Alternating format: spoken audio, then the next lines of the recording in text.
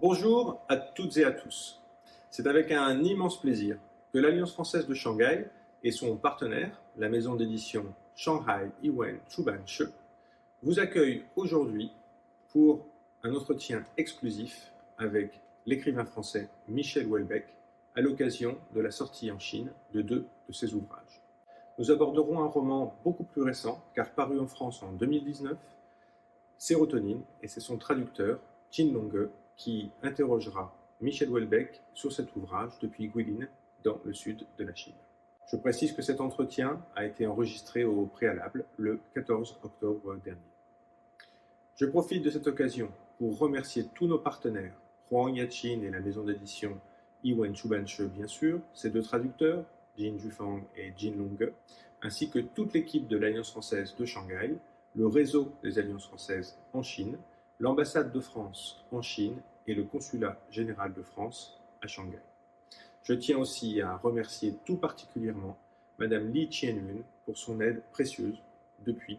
Donc, ma première question, dans la présentation de l'édition française de Sérotonine, l'éditeur a cité quelques phrases que vous venez d'écrire. Mes croyances sont limitées, mais elles sont violentes. Je crois à la possibilité du royaume restreint. Je crois à l'amour. Vous avez raconté des histoires d'amour ratées dans ce roman, mais vous croyez quand même fermement à l'amour, n'est-ce pas? Oui, mais mon personnage aussi d'ailleurs. Disons, c'est un livre sur le remords en fait. Et il a eu deux histoires d'amour qui ont toutes les deux ratées par sa faute en fait. Et parce qu'il a... Alors ça existe, certes, l'amour, mais c'est rare. Et il n'a pas compris que c'était rare, chose qu'on souvent on comprend trop tard en fait. Parce que quand on est jeune, on s'imagine qu'il y a plein d'histoires d'amour possibles. En général, il y en a plus qu'une. Il peut aussi y en avoir qu'une. Souvent, il y en a plus qu'une, mais il n'y en a pas non plus un très grand nombre. Et lui a eu une deuxième chance. Il n'en aura pas de troisième. La deuxième question. J'ai déjà traduit une dizaine d'écrivains français. J'ai l'impression que leurs œuvres sont plutôt narcissiques ou égocentriques. De sorte que pendant longtemps, j'ai pensé que la société française n'avait pas de problème. Ce n'est que lorsque j'ai lu Sérotonine que j'ai réalisé qu'elle est aussi problématique. Votre œuvre illumine le monde troublé de nos jours avec des perspectives si cruelles que certains critiques vous qualifient de fins observateurs de la société, voire même de prophètes. Donc, 3 ans après la publication de Sérotonine en France, le monde a beaucoup changé. Pouvez-vous nous dire où vous pensez que le monde ira? Et d'après vous, est-il possible de garder quelque espoir pour l'avenir de nos sociétés? Déjà, je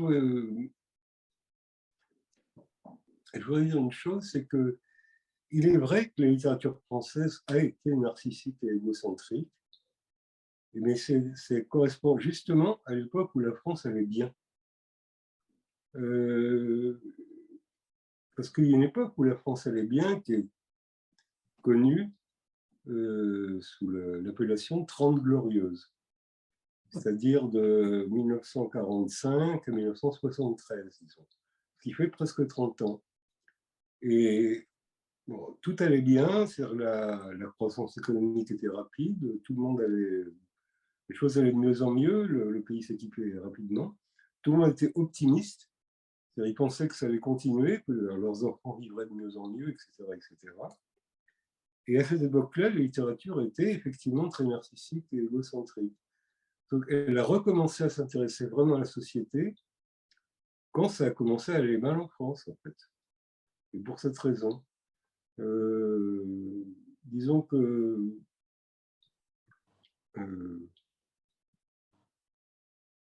plus bon, si on revient en avant, moi, bon, ma littérature préférée en France, c'est vraiment le 19e siècle.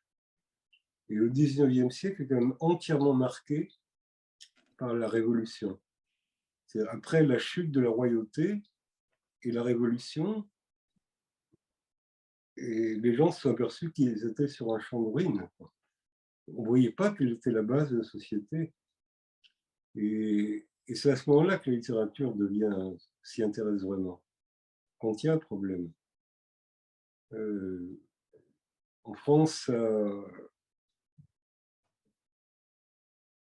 ça a commencé en 73 avec le premier choc pétrolier. Donc, ça fait 50 ans maintenant qu'on a la sensation grandissante que ça va de plus en plus mal. Et alors, vous dire, je ne m'hasarderai pas à dire. Sérotonine accuse la politique libérale de l'Union européenne d'être coupable du destin tragique de la civilisation occidentale, de l'effondrement définitif de l'organisation social-démocrate européenne et de tous les maux. Les Occidentaux ont cédé à des illusions de liberté individuelle, de vie ouverte et d'infini de possibles, tout comme le protagoniste de Sérotonine, qui a un travail décent, de bons revenus et l'amour. Il a presque tout, mais il sent que sa vie s'est effondrée et qu'il ne sera plus jamais heureux, car les conditions qui composent ce bonheur ont disparu. Pouvez-vous nous dire quelles sont les conditions du bonheur? Et l'humanité peut-elle retrouver une forme de bonheur? Je ne suis pas capable de répondre aux questions sous une forme aussi générale. Dans le cadre de mon personnage principal de Sérotonine, oui, il a perdu toute possibilité de bonheur parce qu'il a perdu toute possibilité d'amour. Et en plus, c'est de sa faute. Donc pour lui, oui, c'est foutu. Je ne veux pas dire pour là que ce soit foutu pour l'ensemble de la société. Et concernant le libéralisme, bon, il a détruit certaines choses, mais il a été quand même particulièrement destructeur dans le domaine agricole. Si vous voulez, c'est une erreur évidente en fait de jouer la concurrence sur des productions pas très haut de gamme. Parce que c'est une concurrence qu'on ne peut que perdre en fait. Face à la Chine. Non, pas du tout face à la Chine, face à d'autres pays, pas la Chine. Non, la Chine n'est pas un concurrent agricole, mais les pays où les conditions de production sont moins onéreuses gagneront. On pourrait gagner que si on privilégiait des produits haut de gamme. Enfin bon, le libéralisme est une erreur dans différents domaines de l'économie. Libéralisme, c'est-à-dire en fait le refus du protectionnisme, qui est ce sur quoi s'est basée l'Union européenne. Bon ben, je dis que le refus du protectionnisme est parfois idiot. Il faut utiliser le protectionnisme comme une arme, parmi d'autres, mais c'est une bonne arme. Quand on n'est pas les plus forts, il faut taxer les produits étrangers, quoi. Donc il faut que l'État intervienne pour... Oui, c'est la manière intelligente de procéder, à mon avis.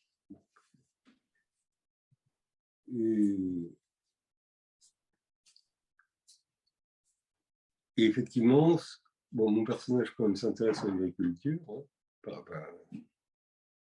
c'est dans l'agriculture que l'erreur est la plus évidente, à mon avis.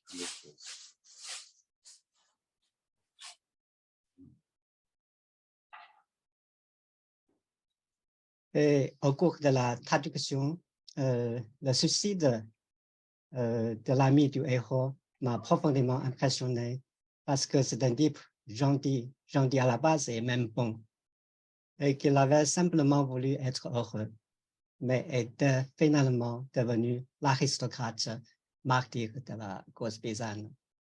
Pourquoi avez-vous créé ce personnage très héroïque? Et pourquoi avez-vous choisi d'apporter les problèmes du monde agricole dans ce roman? Il faut savoir que les agriculteurs se suicident quand même beaucoup en France. Je crois que c'est la profession qui se suicide le plus, en fait. Bon, par ailleurs, ça n'est pas indifférent, mais j'ai fait des études d'ingénieur agronome, je ne sais pas si vous le savez, mais c'est le cas. Donc, c'était ma première vocation de faire ce que fait mon personnage, en fait. De tenter de résoudre les problèmes de l'agriculture française. Voilà, je pense que c'est pour ça que j'y suis revenu. Hein. Je suis revenu à des questions qui m'intéressent. Il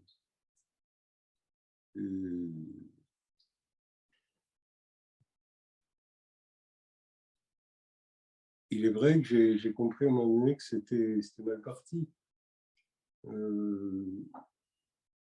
Et lui a la sensation, bon, là je ne parle pas de mon personnage qui s'est suicidé, mais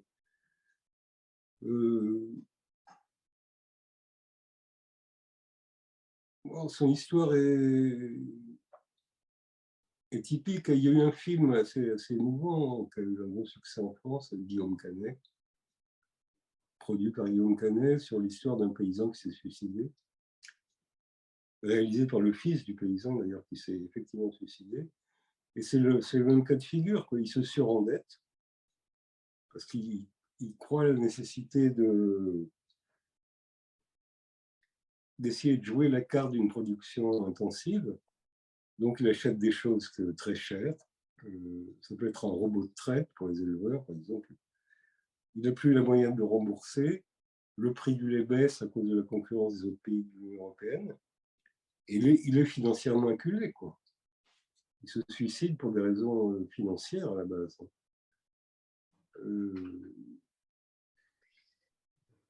Parce qu'il est foutu et il ne supporte pas l'échec. Il ne voit pas ce qu'il va pouvoir faire, quoi. Il doit beaucoup d'argent. Enfin, je veux dire, les raisons pour lesquelles il se suicide ne sont pas très mystérieuses dans le livre, en fait. Bon, en plus, sa femme est partie parce qu'elle ne supportait pas ça, exactement, cette situation économique. Au cours des 3 mois qui ont suivi sa publication en Chine, la version chinoise a reçu à peu près 300 commentaires sur douban.com, le plus grand site de critique de livres en Chine. Et elle fait l'objet d'un accueil chaleureux de nombreux lecteurs chinois. Vous avez été en Chine et vous mentionnez la Chine à plusieurs reprises dans Sérotonine en disant que les Chinois m'assureraient neutralité et politesse. Est-ce que les Chinois sont seulement neutralistes et courtois? Est-ce qu'ils sont un peu romantiques? Avez-vous quelque chose à dire aux lecteurs chinois à cette occasion? Bon, je ne sais pas répondre à la deuxième partie de la question. Je ne la connais pas assez bien. En fait, c'est moi qui ai proposé la question. Oui, la première, oui, c'est un peu...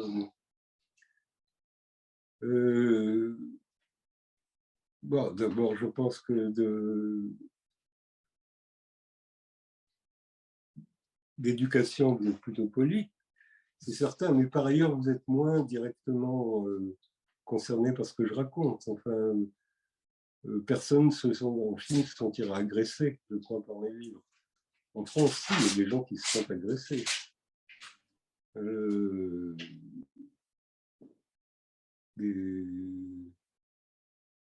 Bon, le livre pour lequel j'ai été le plus agressé, c'est quand même Soumission. Parce que bon, je prédisais une soumission de la France à l'islam. Bon, ce qui est un sujet particulièrement violent et brûlant. En plus, le livre est sorti le même jour que de Charlie Hebdo. Enfin, tout ça a fait que, bon,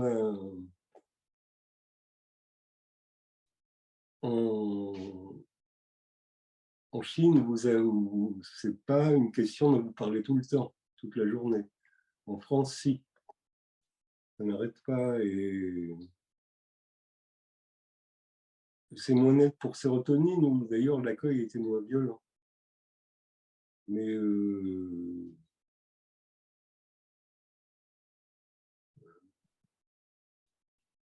disons que c'est un sujet qui est un gros sujet de bagarre en France aussi, qui est l'Union européenne, le libéralisme de l'Union européenne. Mais c'est quand même des bagarres moins violentes que tout ce qui tourne autour de l'islam. Bon, ben, en Chine, c'est à part votre fait que vous soyez poli, les Français pas toujours, il y a aussi le fait que vous êtes moins directement touché. Qui vous assure la neutralité, plus de neutralité, c'est certain.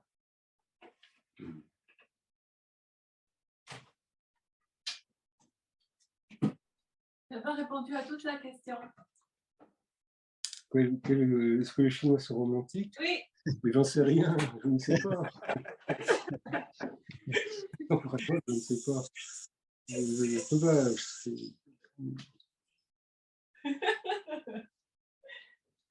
Oh. Non, il faudrait quand même connaître bien le pays pour répondre. C'est pas sérieux si je réponds. C'est pas sérieux. Eh bien, la dernière question.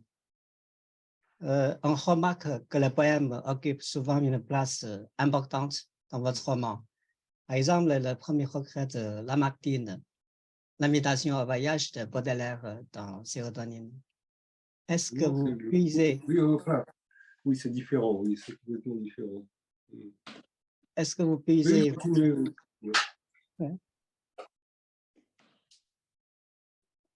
votre inspiration dans les poèmes? Est-ce que la poésie a une grande influence sur vous, sur votre écriture? Bon, disons que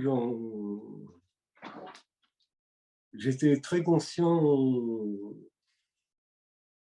en écrivant Sérotonine que le sujet était exactement le même que celui de Martine dans Graziella. C'est-à-dire le personnage principal a le regret d'un amour perdu par sa faute. La poésie, je dirais en général, ça a vraiment toute sa place à la fin de mes livres, en fait, quand l'histoire est finie et que le livre continue un peu. Et que le personnage dans un tas de... Il ne désire plus rien, il n'a plus peur de rien. Il est dans un état de... Il ne peut plus faire que regarder le monde. Ce qui est quand même, pour moi, la condition de la poésie, regarder sans avoir d'enjeu. Ça vous demandez... Ça commence alors que le lecteur se demande plus comment ça va tourner pour le personnage. Donc je veux en arriver là quand même.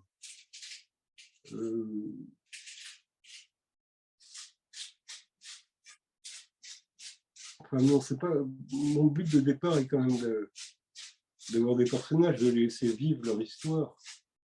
Mais à la fin, quand l'histoire est finie, je commence à penser à une longue fin. Oui, que j'espère poétique. Oui. C'est plus ou moins long. Hein. C'est très court dans mon premier roman, Extension de la lutte. C'est une page où le personnage est au milieu de la nature et il ne comprend même plus pourquoi il est là. Il a dû avoir un projet, mais il a oublié. Il regarde autour de lui, il ne sait pas pourquoi il est là. Et c'est ça, en fait, pour moi. C'est comme ça que je conçois mes fins.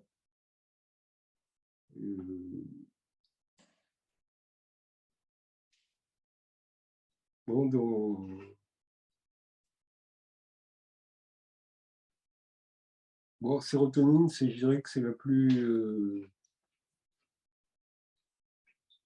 sinistre avec plateforme. Enfin, la plus sinistre. Merci à vous deux, merci Jim Longue, merci Michel, merci pour ce second échange qui nous permettra de présenter sérotonine plus avant au public chinois.